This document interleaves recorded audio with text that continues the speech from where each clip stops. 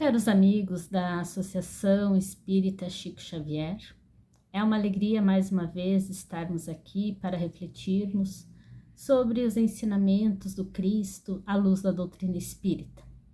Também sobre os mandamentos de Deus que nos orientam a nossa caminhada nessa jornada terrena. Para iniciarmos a nossa reflexão, vamos por alguns minutos elevar o nosso pensamento a Deus nosso Pai, nosso Criador, agradecendo a oportunidade da vida, a oportunidade desta reencarnação e as oportunidades que temos todos os dias de trabalho, de aprendizado, de continuarmos na nossa caminhada, na nossa jornada evolutiva, que possamos hoje e sempre estar amparados pelos nossos benfeitores amigos, recebendo as boas intuições e as bênçãos divinas, a fim de alimentarmos o nosso espírito com a fé e com a esperança, e que assim possamos nos direcionar na nossa jornada com a paciência, a resignação e a sabedoria necessárias em todos os momentos. Que Jesus nos envolva, nos abençoe e nos ilumine, hoje e sempre. Nessa proposta de reflexão, vamos aproveitar que hoje é a antevéspera do Dia dos Pais. Vamos refletir um pouco sobre esta figura tão importante na sociedade, que é a figura paterna. E para refletir sobre os pais, a sua missão, os seus desafios, vamos tomar uma analogia de um ser muito especial, que fez parte da história da humanidade, mas passou de forma tão silenciosa que quase passou desapercebido. Mas vamos aproveitar também hoje para fazer a nossa homenagem a esse grande homem que nos deu o exemplo de resignação, de confiança, de fé, de perseverança, e nos deu o seu testemunho de dedicação a Deus. E começamos com a referência que está no livro Levantar e Seguir, psicografia de Chico Xavier, através do Espírito Emmanuel. E Emmanuel, nesse livro, ele fala que muitos vultos masculinos do cristianismo são reconhecidos e lembrados devido às suas quedas. Por exemplo, nós temos a negação de Pedro. Quando lembramos de Pedro, o apóstolo, lembramos que ele foi o discípulo que negou Jesus por 3 vezes. Quando lembramos de Paulo de Tarso, nos vem também à mente que antes de ser Paulo, este grande apóstolo do cristianismo, foi Saulo, aquele terrível perseguidor dos cristãos por algum tempo, até que despertou desta sua insanidade e, então, conhecendo Jesus, passou a segui-lo. E foi realmente um grande apóstolo, o maior divulgador do cristianismo. Também temos a figura de Judas, o apóstolo de Jesus, lembrado sempre pela sua traição, e que depois, em função da sua queda, acabou por suicidar-se. No entanto, diz Emmanuel que, a par de todos esses beneficiários ingratos e de tantos outros ouvintes indiferentes, de perseguidores cruéis e de discípulos vacilantes, houve um homem integral que atendeu a Jesus, hipotecando-lhe o coração sem mácula e a consciência pura. teria sido essa personagem? Este ser chama-se José da Galileia, que vem da árvore de Davi, da cidade de Belém, e foi um homem tão profundamente espiritual que escapa à análise humana. Por isso, praticamente não há material historiográfico sobre ele. Pouquíssimos registros na história sobre José da Galileia. Mas Emmanuel nos faz um questionamento interessante. Já pensaste no cristianismo sem José? Então vamos relembrar fatos que nós conhecemos. Inicialmente, José é visitado por um anjo, que é o anjo Gabriel, que o adverte da sua responsabilidade com o filho que haveria de chegar, que seria uma pessoa com grandes responsabilidades, com uma grande tarefa, que era realmente o Filho de Deus que vinha à Terra para a salvação da humanidade. E segundo Emmanuel, mesmo honrado pela solicitação de um anjo, nunca se vangloriou de dádiva tão alta, porque José recebeu em sonho essa visita do anjo Gabriel, que lhe avisou sobre a sua tarefa de ser pai daquele enviado de Deus, aquele grande Messias que viria para a redenção da humanidade.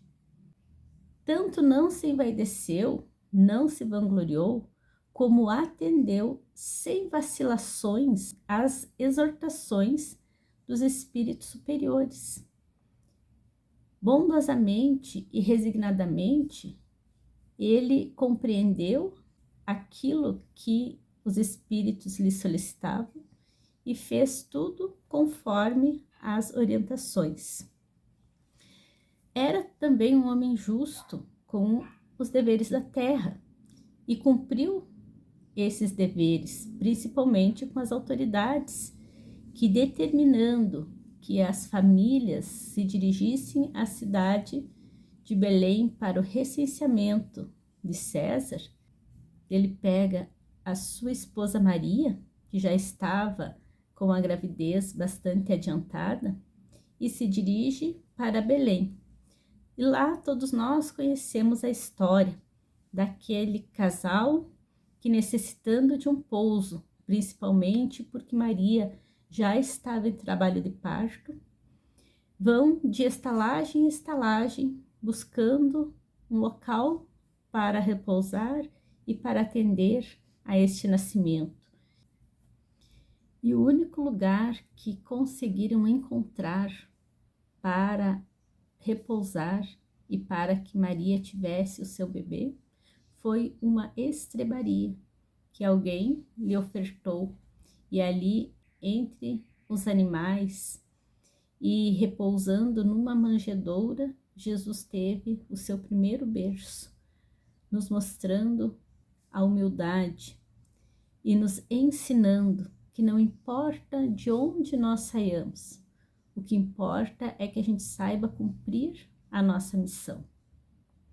Mas voltando a José, nós vamos ver que logo após o nascimento de Jesus, ele cumpre também os mandamentos da sua religião e leva o menino, o bebê, para fazer a sua apresentação no templo, como era de costume entre os judeus.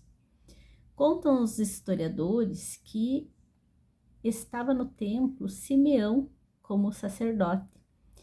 E quando Simeão pega esta criança no colo, ele sabe, naquele momento, que está diante do Messias enviado por Deus.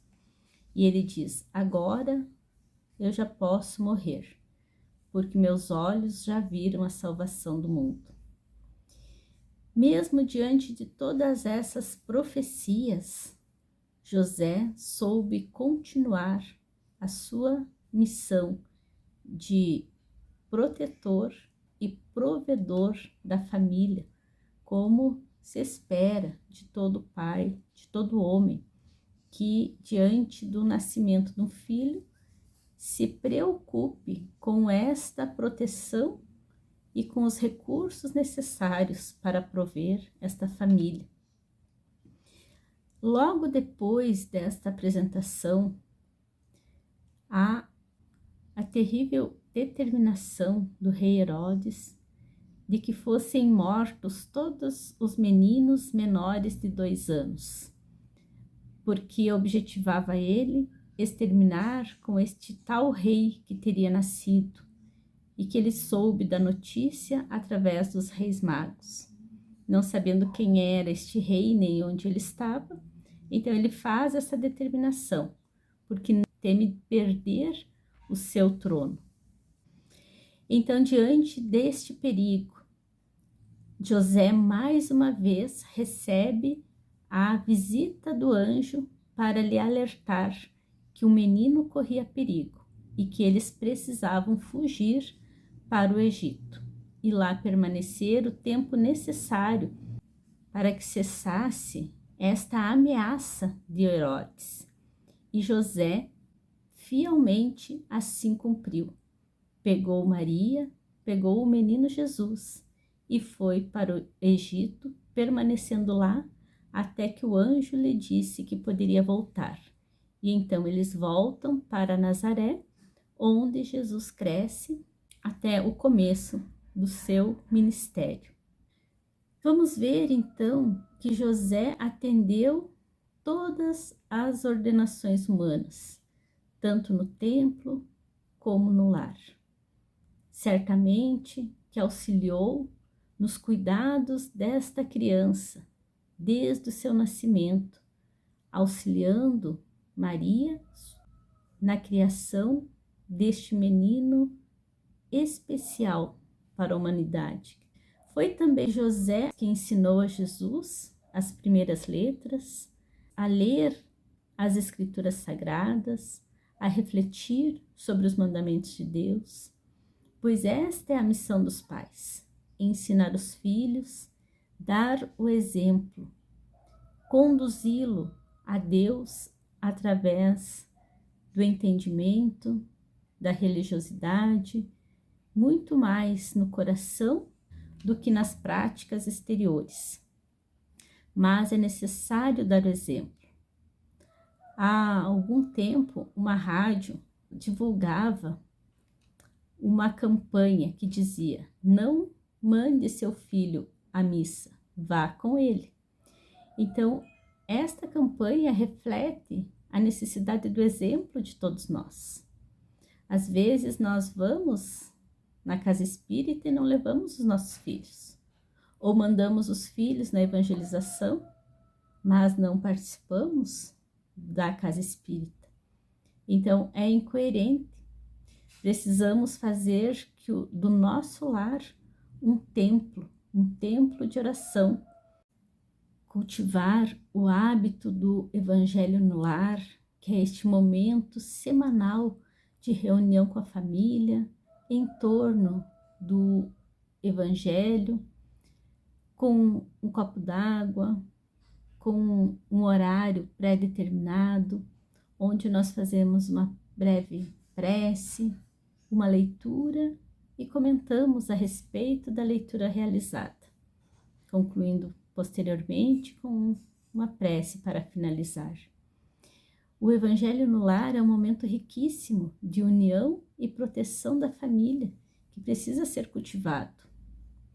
A hora sagrada da refeição em casa, principalmente no horário do almoço, onde a família está reunida e precisa ali também cultivar os bons pensamentos, as boas palavras, principalmente as palavras de gratidão pelo alimento que tem.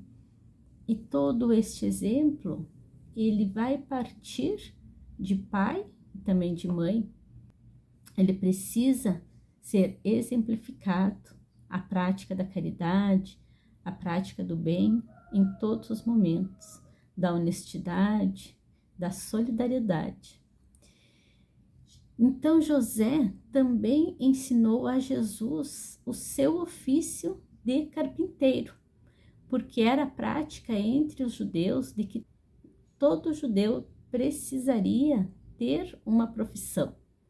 Ele poderia não praticar esta profissão, mas ele deveria saber algum ofício que lhe garantisse a sobrevivência. Geralmente aprendiam a profissão do pai. Como José sabia trabalhar a madeira, ele ensina Jesus, e é com esta atividade que Jesus auxilia a prover a casa logo que está na maioridade, tanto que ele próprio é conhecido como o carpinteiro. Provavelmente José desencarna com Jesus ainda muito jovem, e Jesus passa a auxiliar no sustento do lar com o ofício de carpinteiro. Veja como é importante o exemplo paterno nas coisas mais básicas. Como é importante saber consertar, saber fazer pequenas tarefas, compreender o funcionamento das coisas. E como é importante que os filhos acompanhem os pais nas diversas atividades para ir por imitação, aprendendo a diversidade das experiências da vida. Porque quando encarnados, nós precisamos resolver muitas questões, muitos problemas. E não são problemas somente comportamentais, psicológicos ou financeiros. Os diversos concertos do dia a dia, atividades de energia elétrica, de hidráulica, o próprio trato com a madeira, quantas coisas que nós precisamos fazer em casa que os mais velhos tinham habilidade e hoje se está perdendo essas capacidades. Então, assim como José ensinou a Jesus o ofício de carpinteiro, os filhos sempre vão se espelhar nos pais, e não somente na questão de seguir uma mesma profissão, mas observar os pequenos concertos e serviços que acontecem no lar e que o pai pode fazer e que o filho deve observar para aprender a fazer também, para saber como gerir uma casa, como cuidar de algumas atividades. Hoje, infelizmente, se vê muito pouco isso. As crianças, os adolescentes de hoje estão muito dispersos, porque muito envolvidos com os jogos eletrônicos, com as telas, com as redes sociais, e já não observam mais o que os pais fazem, já não aprendem a colocar um parafuso na parede, a consertar uma lâmpada, e isso faz muita falta, porque é uma necessidade de sobrevivência do ser humano, saber fazer os pequenos reparos domésticos, e que se aprende com a observação. Sobre José, ainda fala Emmanuel que, sabendo da missão de Jesus, José não se envaideceu, apenas conduziu a sua família como um pai deve fazer. Ele não saiu por aí dizendo: olha só, o meu filho é muito importante, o meu filho é enviado de Deus, vocês têm que respeitar ele, porque ele é uma pessoa especial. Ele soube cumprir a sua missão de pai, de protetor, de provedor, de educador, de forma muito discreta e segura, sem deixar, inclusive, de fazer as repreensões quando isso foi necessário. Temos o exemplo que as Escrituras nos contam de quando Jesus tinha 12 anos, que eles em expedição a Jerusalém, porque era uma viagem que fazia parte da sua tradição religiosa, E eles foram a pé de Nazaré a Jerusalém para o templo, e nesta caravana não se deram conta que Jesus não estava lhes acompanhando. E quando eles se deram conta, já estavam a um dia de viagem e ficaram muito preocupados. Retornando então a Jerusalém, procurando, vão encontrá-lo no templo, conversando com os doutores da lei. E tanto José quanto Maria repreendem Jesus por ter-lhes causado uma preocupação, por não ter-lhes acompanhado, não ter-lhes avisado. E Jesus fez a sua justificativa, dizendo que estava cuidando das coisas do seu Pai Celestial, mas não deixou de respeitar os pais, de baixar a cabeça e de acompanhá-los de volta para casa, obedecendo-lhes como sempre fazia. Então conclui Emmanuel que a José da Galileia deve o cristianismo na primeira hora. Ele passou no mundo dentro do divino silêncio de Deus e foi a primeira base na qual Jesus pôde confiar para erguer as bases do seu evangelho. E se nós refletirmos um pouco, que houve um tempo em que o Criador e os espíritos que coordenam o sistema solar entregaram a José, Maria e o menino Jesus. E por isso, todo o futuro da missão do Cristo esteve um dia nas mãos deste homem magnífico, que passou no tempo dentro do divino silêncio de Deus, que soube honrar a sua tarefa e deu as condições para que o Cristo planetário pudesse encarnar no planeta Terra, a fim de nos trazer esse divino exemplo de amor que ele nos trouxe, estando presente até hoje em nossos corações. Assim como Jesus, que com certeza teve também a proteção dos espíritos superiores para desenvolver a sua missão, cada criança que nasce é um espírito em missão. Todos nós estamos na Terra com a nossa missão. A nossa maior missão é a da autoeducação, é de evoluirmos espiritualmente, que esse é, afinal, o motivo da encarnação de cada um de nós. No entanto, cada um de nós que reencarna carece de orientações a fim de não se perder nesse caminho, a fim de não se desviar dos seus propósitos. E esta é a missão dos pais, de pai e de mãe. A missão de conduzir os filhos dentro das leis divinas, dentro da honestidade, da responsabilidade e do respeito às leis divinas e às leis humanas.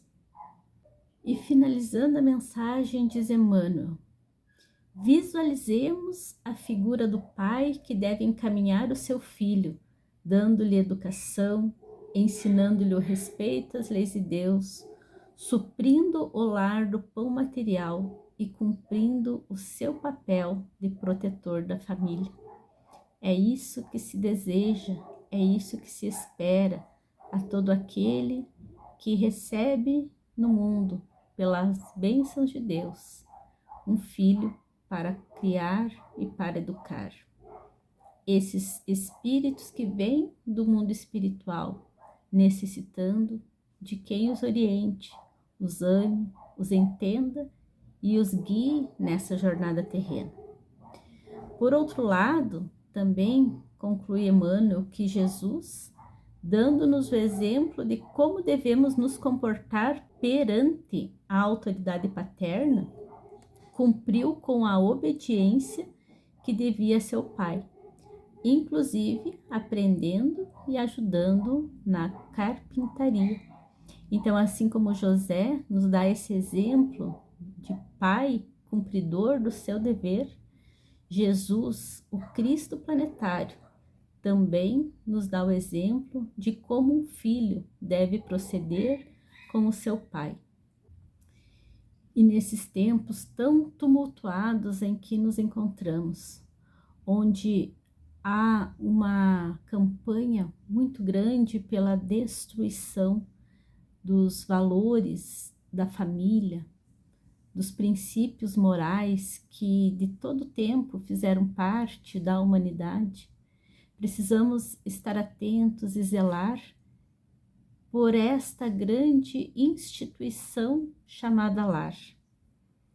No livro O Consolador, também de autoria do Espírito Emmanuel, através da psicografia de Chico Xavier, é-lhe perguntado na questão 110, qual a melhor escola? E Emmanuel diz, a maior escola é o lar. A escola pode instruir, mas só a família pode educar. A escola poderá fazer o cidadão, mas somente o lar pode edificar o homem.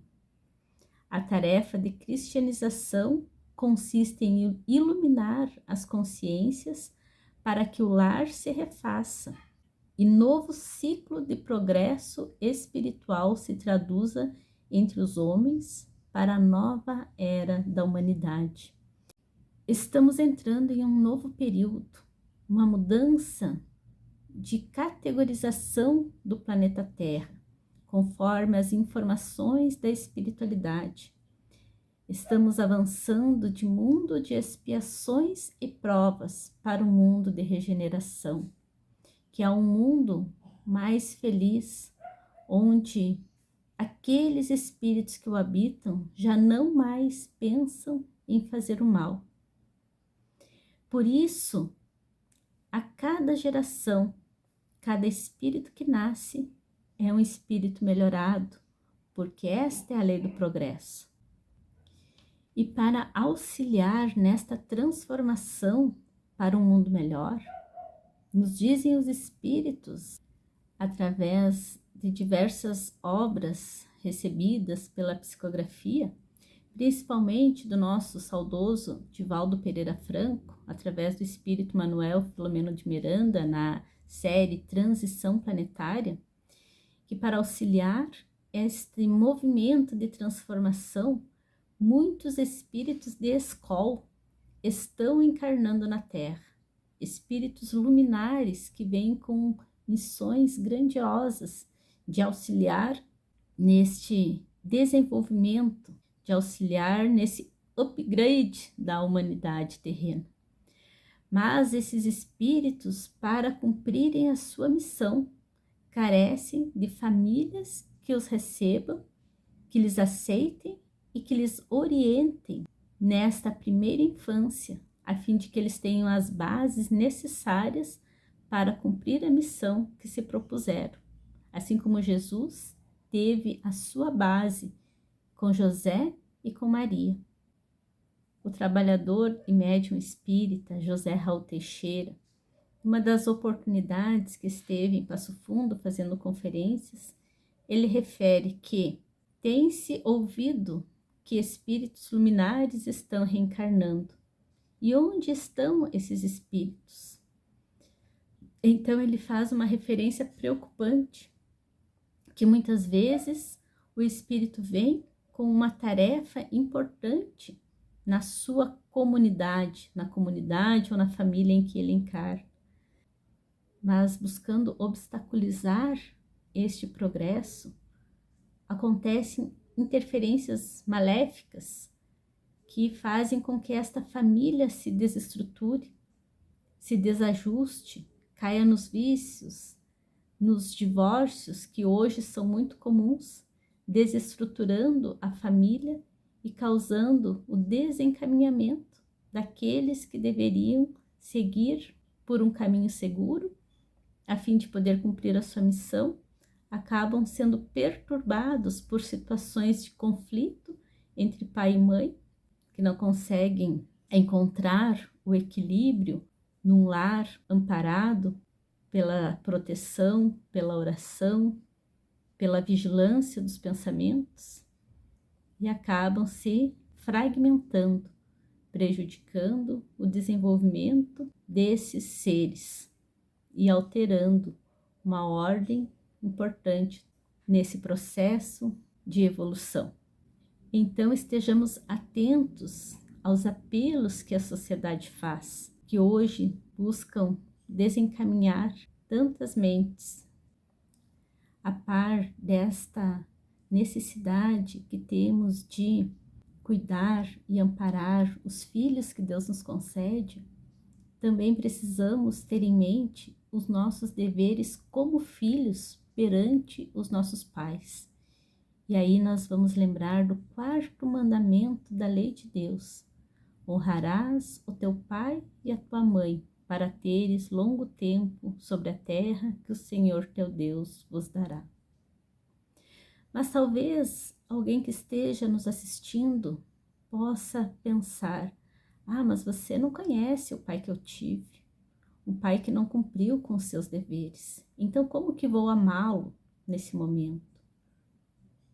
Mas veja que se cada um de nós hoje está aqui encarnado, está com o seu corpo físico, com a sua vida terrena, é porque teve um pai que lhe forneceu o material necessário para a constituição desse corpo, que nos permitiu nascer. Um pai e uma mãe a quem nós devemos profunda gratidão e respeito, mesmo que depois disso eles não tenham cumprido com a sua tarefa de acordo com o que nós desejaríamos que tivesse. Mas somente o fato de termos recebido a oportunidade da vida e da reencarnação, isso já nos faz sermos eternamente devedores aos nossos pais. Ninguém dá o que não tem, e muitos pais realmente não conseguem ou não querem, neste momento, cumprir a sua tarefa, a sua missão de protetor, de provedor, de educador. Mas nos possibilitaram a vida e por isso nós devemos ser gratos. Gratos por todos os pais, todos os tipos de pais que temos, porque às vezes esse pai que não cumpriu a sua tarefa a contento, ele também não recebeu esse amparo, ele também não recebeu o afeto que gostaria de ter recebido, não aprendeu a ser um pai amoroso e dedicado, não tem as condições de ser assim. E também, dentro da lei de causa e efeito, a gente sabe que cada um de nós recebe a família que necessita, para os aprendizados que necessita. Como nos diz Santo Agostinho, capítulo 14 do Evangelho, no item A ingratidão dos filhos e os laços de família. Que nós sempre temos algo uns com os outros. Nós temos ajustes a fazer nas nossas relações familiares, mas de forma alguma podemos e temos o direito de desrespeitar aqueles que nos deram a vida. Então que possamos lembrar de valorizar, agradecer, honrar e respeitar o nosso Pai, em especial nesse dia em que nos aproximamos do Dia dos Pais, e com certeza também a nossa mãe, pois é essa dupla que Deus escolheu para nos receber. Muitas vezes nós escolhemos e que eles aceitaram nos dar esta oportunidade. Vamos concluir lembrando dessa responsabilidade da paternidade, do exemplo, com uma poesia de Djalma Andrade chamada Meu Filho, que reflete muito esta tarefa de exemplo que todo pai tem. E ele diz assim: o meu filho, que é doce e que é inocente, quando comigo sai, luz que fascina, põe seus claros pezinhos brandamente nas marcas dos meus pés na areia fina. Ele segue meus passos inconsciente, mas uma estranha angústia me domina, e calcando os meus pés mais firmemente, meu coração aos poucos se ilumina. Sem saber, tu me obrigas, filho amado, a procurar a rota mais segura, a ter firmeza em cada passo dado. Nunca dirás que horror na alma me vai, que te perdeste numa estrada escura, por seguires os passos do teu pai. Que cada pai, também que cada mãe, a cada ação, a cada escolha que faça na sua existência, lembre que é um exemplo aqueles pequenos que observam e que seguirão os seus passos em cada atitude, e que saibamos dar passos seguros por estradas retas para que os nossos filhos nos sigam nessa caminhada. Desejamos um feliz Dia dos Pais e vamos encerrar neste momento rogando a Deus, nosso Pai Criador, que possa envolver a toda a humanidade terrena, a todas as famílias, a todos os pais, para que possamos, neste momento tão tumultuado do planeta Terra, fortalecer os laços de família, aqueles laços consolidados pelo Evangelho do Cristo, os laços de amor, de respeito, de segurança, onde todos possam se ajudar no exercício de amor e de fraternidade. Que a misericórdia divina possa amparar a todos aqueles que estão desassistidos pelos pais que os deveriam proteger e amparar, mas que também possa amparar a todos aqueles pais que buscam fazer o melhor, auxiliando na educação e na proteção desses pequenos que Deus lhes confiou. Que todo filho saiba honrar e respeitar o seu pai, aproveitando aqueles que têm os pais ainda encarnados consigo, a fim de terem a experiência, os conselhos seguros para uma vida feliz. E que Deus, o nosso Pai maior, o Pai de todos nós, nos ampare, nos ilumine, nos abençoe, hoje e sempre. Que assim seja.